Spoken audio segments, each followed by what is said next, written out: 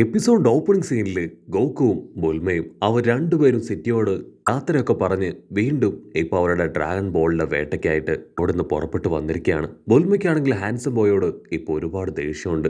ആ ഒരു ദേഷ്യത്തിന്റെ കാരണമായിട്ട് കൂടെയാണ് അവളിപ്പോൾ ഗോക്കുവിനോടൊപ്പം ആ ഡ്രാഗൺ ബോൾ അന്വേഷിച്ച് പുറത്തേക്ക് വന്നത്. അവർ രണ്ടുപേരും ഓരോരോ നഗരങ്ങളും ഗ്രാമങ്ങളും ഒക്കെ കടന്ന് ഡ്രാഗൺ ബോളിന് വേണ്ടി പോയിക്കൊണ്ടേയിരിക്കുകയാണ്. ഗോക്കു ആണെങ്കിൽ ബുൽമയ്ക്ക് ഒരുപാട് കാഴ്ചകളൊക്കെ കാണിച്ചു കൊടുക്കും. നമ്മളിപ്പോൾ പോകുന്നത് കടലിന്റെ മുകളിലൂടെയാണ്, നീ അത് കാണുന്നുണ്ടോ? അതിന് ബുൽമ പറയും, ഞാൻ കാണുന്നുണ്ട്, പക്ഷേ നമ്മളിപ്പോൾ തന്നെ ഒരുപാട് ലേറ്റ് ആണ്. ഇങ്ങനെ പോവുകയാണെങ്കിൽ നമ്മൾ അവിടെ എത്താൻ ഒത്തിരി സമയമെടുക്കും. റഡാറിലെ ഡ്രാഗൺ ബോൾ അത് ഒരുപാട് വിദൂരത്തിലാണ് കാണിക്കുന്നത്. ഒരു പ്ലെയിൻ ആയിരുന്നെങ്കിൽ നമുക്ക് അല്പം കൂടെ സ്പീഡിൽ പോകാമായിരുന്നു. ഈ ഫ്ലൈയിങ് നിംബസിന് ഇത്ര സ്പീഡേ ഉള്ളൂ അല്ലേ? അത് കേട്ട് ഗോക്കു ചിരിക്കും. അവനാണെങ്കിൽ ഫ്ലൈയിങ് നിംബസിനോട് സ്പീഡ് കൂട്ടാനായിട്ട് പറയും. അത് വമ്പ സ്പീഡിൽ അങ്ങനെ കുതിച്ചു പായും. അത് കണ്ട് നമ്മുടെ ബുൽമ അവൾ ഞെട്ടുകയാണ്. ഗോക്കു വീണ്ടും വീണ്ടും അതിന്റെ സ്പീഡ് കൂട്ടും. ബുൽമയ്ക്കാണെങ്കിൽ ആ സ്പീഡ് താങ്ങാനാവാതെ അവൾ ഉച്ചത്തിൽ നിലവിളിക്കുകയാണ്, ഗോക്കു പ്ലീസ് ഇതിന്റെ സ്പീഡ് കുറയ്ക്ക്, അല്ലെങ്കിൽ ഞാൻ തെറിച്ചു പോവും. അതിന് ഗോക്കു പറയും, നീ ടെൻഷൻ ആവേണ്ട കാര്യമില്ല, നീ എൻ്റെ കയ്യിൽ സേഫാണ്, നിനക്കൊന്നും സംഭവിക്കില്ല.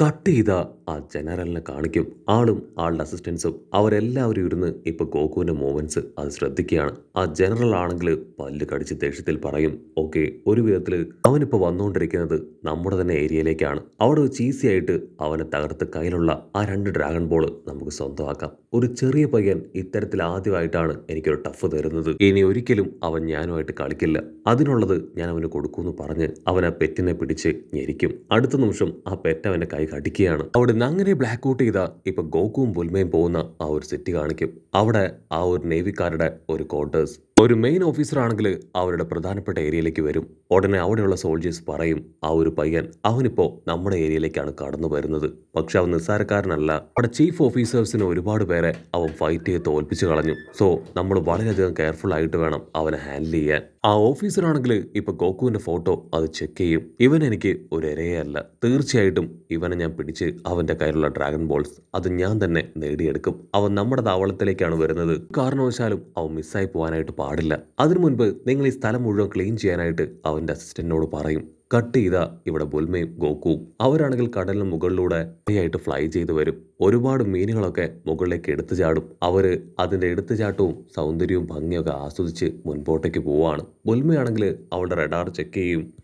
ഓൾമോസ്റ്റ് നമ്മളുടെ ലക്ഷ്യത്തിന്റെ അടുത്ത് എത്തിക്കഴിഞ്ഞു. അവിടെ എത്തി എത്രയും വേഗം അടുത്ത ഡ്രാഗൺ ബോൾ അത് നമുക്ക് കണ്ടെത്തണമെന്ന് പറയും. അത് കേൾക്കുമ്പോൾ ഗോകുവിനും ഒത്തിരി സന്തോഷം. ബുൽമയാണെങ്കിൽ പെട്ടെന്ന് ഇപ്പൊ ഗോകുവിനോട് അവന്റെ ക്ലൗഡ് സ്റ്റോപ്പ് ചെയ്യാനായിട്ട് പറയും. അതിനുശേഷം ആ റഡാർ ചെക്ക് ചെയ്ത് ഗോകുവിനോട് പറയും, ആ ഡ്രാഗൺ ബോൾ തൊട്ട് താഴെയുണ്ട്, എനിക്കതിന്റെ സിഗ്നൽ കിട്ടുന്നുണ്ട്. അവർ ചുറ്റും നോക്കും, അവിടെ മുഴുവൻ വെള്ളം മാത്രമാണ്. ഗോകു പറയും, ഇവിടെ വെള്ളമാണ്, നമ്മൾ എങ്ങനെ ലാൻഡ് ചെയ്യും? അപ്പൊ ദൂരത്തായിട്ട് ഒരു ദ്വീപ് അവൾ കാണിച്ചു കൊടുക്കും. ഗോകു ഞൊടിയിടയിൽ ആ ഫ്ലൈയിങ് നിംബസ് ഇപ്പൊ ദ്വീപില് ലാൻഡ് ചെയ്യിപ്പിക്കുകയാണ്. അതിനുശേഷം അവർ ചുറ്റും നോക്കും. അവർക്ക് ഒരു മുങ്ങിക്കപ്പൽ വേണം, ഉണ്ടെങ്കിൽ മാത്രമേ വെള്ളത്തിന്റെ അടിയിലൂടെ പോയി ആ ഒരു ഡ്രാഗൺ ബോൾ അത് കണ്ടെത്താനായിട്ട് കഴിയൂ. അവരടുത്തൊരു ബോട്ട് കാണും, പക്ഷെ അതുകൊണ്ട് കാര്യമില്ല. ബുൽമയാണെങ്കിൽ ഗോകുവിനോട് പറയും, നീ വെറുതെ ടെൻഷൻ ആവേണ്ട കാര്യമില്ല, എന്റെ കയ്യിൽ ആ ക്യാപ്സ്യൂൾസ് ഉണ്ടെന്ന് പറഞ്ഞ് അവൾ ആ പാഡ് ഓപ്പൺ ചെയ്യും. പക്ഷെ അതിന്റെ അകത്ത് അവശേഷിക്കുന്നത് ഒരേ ഒരു ക്യാപ്സ്യൂൾ. ഓ നോ, ഇതിന്റെ ഇടയിൽ ഞാൻ എടുത്തു വെച്ച ക്യാപ്സ്യൂൾ സെറ്റ് അത് മാറിപ്പോയി. ഇതിൽ ഒരേ ഒരെണ്ണം മാത്രമേ ബാക്കിയുള്ളൂ. ആ ബോട്ട് ക്രിയേറ്റ് ചെയ്യുന്ന ക്യാപ്സ്യൂൾ ആണോ എന്ന് എനിക്കറിയില്ല, എന്തായാലും കുഴപ്പമില്ല, ഒന്ന് പരീക്ഷിച്ച് നോക്കാന്ന് പറഞ്ഞ് അവൾ വലിച്ചെറിയും. അടുത്ത നിമിഷം ഒരുപാട് ബുക്സുകൾ താഴേക്ക് വീഴും. ഉൽമയ്ക്കാണെങ്കിൽ അത് കണ്ട് കൺട്രോൾ പോവും. ഓ നോ, നമ്മുടെ പ്ലാനുകളെല്ലാം തന്നെ ചീറ്റിപ്പോയെന്ന് പറഞ്ഞ് അവൾ ആ ബുക്സുകളെല്ലാം വലിച്ചു കീറി ഫുൾ ടെററായിട്ട് നിൽക്കും. ഗോകു ആണെങ്കിൽ ബുൽമയെ ആശ്വസിപ്പിക്കും, നീ ടെൻഷൻ ആവേണ്ട കാര്യമില്ല, ഞാൻ അവിടേക്ക് പോയി മുങ്ങിത്തപ്പാന്ന് പറഞ്ഞ് അവനെ ഡ്രസ്സൊക്കെ അഴിച്ചിട്ട് ഫ്ലൈയിങ് നിംബസിൽ കയറി ഇപ്പോ ആ ഒരു കറക്റ്റ് സ്ഥലത്തേക്ക് വരും. അതിനുശേഷം അവൻ വെള്ളത്തിലേക്ക് എടുത്തു ചാടുകയാണ്. ഇവിടെ ബുൽമയ്ക്കാണെങ്കിൽ ആകെ ബോറടിക്കും. എനിക്കും എന്തെങ്കിലും ചെയ്യണം. മിക്കവാറും ആരുടെയെങ്കിലും കയ്യിൽ ഈ ദ്വീപിൽ ബോട്ട് കാണും, അവരുടെ സഹായത്താൽ ഞാനും അവിടേക്ക് പോകുന്നു പറഞ്ഞ് അവൾ ബാഗ് എടുത്ത് ആ ദ്വീപിന്റെ അകത്തേക്ക് പോവാണ്. ഇവിടെ ഗോകു ആണെങ്കിൽ കടലിന്റെ അടുത്തടിലേക്ക് നീന്തി പോവും. ഒരു പരിധി കഴിയുമ്പോൾ അവന് ശ്വാസം മുട്ടാനായിട്ട് തുടങ്ങും. ഗോകു ആണെങ്കിൽ അവന്റെ ഫുൾ ശ്വാസം എടുത്ത് താഴേക്ക് നീന്തിക്കൊണ്ടേയിരിക്കും. പക്ഷെ ഒരു പരിധി കഴിഞ്ഞിട്ടും അവനെ കൊണ്ട് എൻഡിലെത്താൻ കഴിയാതെ ശ്വാസം മുട്ടിയ ഗോകു ആണെങ്കിൽ ഇപ്പൊ മുകളിലേക്ക് സ്വിം ചെയ്യും. അവൻ നല്ല ഫോഴ്സിൽ മുകളിലേക്ക് സ്വിം ചെയ്ത് അങ്ങനെ ഫ്ലൈ ചെയ്ത് മുകളിലേക്ക് പോവാണ്. ഗോകു ആണെങ്കിൽ ശ്വാസം വലിച്ചുവിടും, കാരണം അവൻ നല്ല രീതിയിൽ ശ്വാസം മുട്ടിയിരുന്നു. ഗോകു അവന്റെ ഫ്ലൈയിങ് നിംബസിനെ അവിടേക്ക് വിളിക്കും. അതിനുശേഷം അതിന്റെ മുകളിൽ കയറി അങ്ങനെ ഫ്ലൈ ചെയ്ത് ആ ദ്വീപിലേക്ക് പോവാണ്. അവൻ ആ ദ്വീപിലേക്ക് എത്തി ബുൽമയെ നോക്കും. പക്ഷെ അവിടെ എവിടെയും ബുൽമയെ കാണാനില്ല. ബുൽമ, നീ എവിടെയാണ്? ഞാൻ ആ കടലിലേക്ക് പോയി, പക്ഷെ വെള്ളത്തിന് ഭയങ്കര ആഴമാണ്, എനിക്ക് അതിന്റെ അടിത്തട്ടിലേക്ക് പോകാൻ കഴിഞ്ഞില്ല. നീ എവിടെ? നിന്നെ കാണാനില്ലല്ലോ. കട്ട് ചെയ്ത മറ്റൊരു ഭാഗത്ത് ബുൽമ.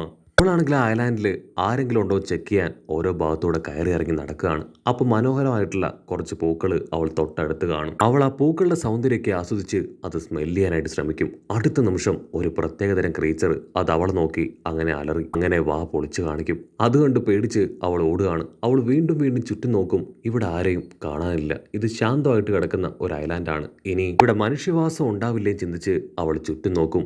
അടുത്ത നിമിഷം അവൾ അറഞ്ചം പുറഞ്ചം ആരോ ഷൂട്ട് ചെയ്യാണ്. അവൾ മുകളിലേക്ക് നോക്കും. 2 ഹെലികോപ്റ്റേഴ്സ്. അവൾ കൈവീശി കാണിച്ച് രക്ഷപ്പെടുത്താൻ പറയുമെങ്കിലും ആ 2 ഹെലികോപ്റ്റേഴ്സും അവളെ ഷൂട്ട് ചെയ്തുകൊണ്ടേയിരിക്കും. ബുൽമയാണെങ്കിൽ പേടിച്ച് രക്ഷിക്കടാ എന്ന് ഉച്ചത്തിൽ നിലവിളിച്ച് മുൻപോട്ടേക്ക് ഓടും. അവരാണെങ്കിൽ നിർത്താതെ അവളെ അറ്റാക്ക് ചെയ്ത് ഇപ്പോ ആ ഒരു ഹെലികോപ്റ്റർ ലാൻഡ് ചെയ്യിപ്പിക്കുകയാണ്. ബുൽമയ്ക്കാണെങ്കിൽ എന്താ സംഭവിക്കണമെന്ന് മനസ്സിലാവില്ല. വീണ്ടും അവിടെ നോടാനായിട്ട് ശ്രമിക്കും. അടുത്ത നിമിഷം ആ 2 പൈലറ്റ്സും അവളുടെ അടുത്തേക്ക് വരികയാണ്. വി ആർ സോറി, ആക്ച്വലി ഞങ്ങൾക്ക് ആള് മാറിപ്പോയതാണ്. ഞങ്ങൾ മറ്റാരോ ആണെന്ന് കരുതിയാണ് നിന്നെ ഷൂട്ട് ചെയ്തത്. നിന്റെ പേരെന്താണ്?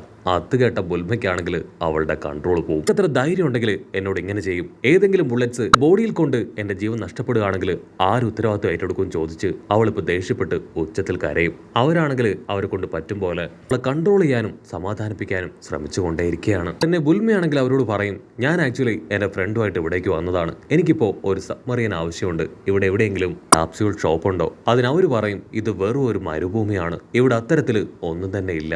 അത് കേട്ട് അവൾ വണ്ടറടിക്കും. മറ്റൊരു ഭാഗത്ത് ഗോക്കു ആണെങ്കിൽ അവന്റെ ക്ലൗഡിൽ കയറി ചുറ്റും ബുൽമയെ അന്വേഷിച്ച് അങ്ങനെ പോയിക്കൊണ്ടിരിക്കുകയാണ്. അവൻ പോകുന്നതിനിടയിൽ ഒരു മരത്തിൽ അവൻ സ്റ്റക്കാവും. അവൻ ചുറ്റും നോക്കും. മരത്തിൽ ധാരാളം പഴങ്ങൾ. അത്തിമൂത്ത് ഗോക്കു ആണെങ്കിൽ അതൊന്നൊന്നായിട്ട് പറിച്ച് തിന്നാനായിട്ട് തുടങ്ങും. അതിനുശേഷം അവൻ ബുൽമയെ ചീത്ത വിളിക്കും. അവൾ എപ്പോഴും ഇങ്ങനെ തന്നെയാണ്. എവിടെയെങ്കിലും ഒരു സ്ഥലത്ത് അടങ്ങിയിരിക്കാൻ പറഞ്ഞാൽ അവൾ ചെയ്യില്ല. എപ്പോഴും എവിടേക്കെങ്കിലും പോയിക്കൊണ്ടേയിരിക്കും. ഓക്കെ, കുഴപ്പമില്ല, ഞാനിതൊരു അല്പം കഴിച്ച് റിലാക്സ് ചെയ്യാന്ന് പറഞ്ഞ് അവനാണെങ്കിൽ വീണ്ടും വീണ്ടും അത് കഴിച്ചുകൊണ്ടേയിരിക്കുകയാണ്.